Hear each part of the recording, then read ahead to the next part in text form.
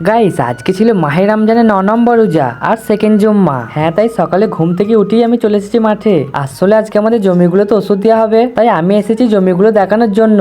যাই হোক, এখানে আসার কিছুক্ষণ পরে দেখি আমাদের জমিতে যে কাকা দুটো ওষুধ দেবে তারাও চলে এসেছে। কিন্তু এখানে এসে আর দেরি না করে ড্রাম দুটো পানি ভরতে লেগে যায়, আর ড্রাম দুটোতে আমিও পরিমাণ মতো ওষুধ দিয়ে দিই। হ্যাঁ, এরপর কাকা দুটো জমিতে নেমে ওষুধ দিতে লেগে যায়, আর বেশ কিছুক্ষণ ওষুধ দেওয়ার পর আমি চলে আসি বাড়ি। আসলে আজকে আবার ছিল শুক্রবার, রমজান মাসের দ্বিতীয় জুম্মা, তাই আমি গোসল করে রেডি হয়ে যাচ্ছিলাম মসজিদের জুম্মা নামাজটা আদায়ের জন্য। কিন্তু মসজিদে এসে দেখি আজকে মসজিদের নিচে তলাটা পুরোটাই ভর্তি হয়ে গেছে। হ্যাঁ, তাই আমি যাচ্ছিলাম মসজিদের উপরতলায় নামাজ পড়ার জন্য।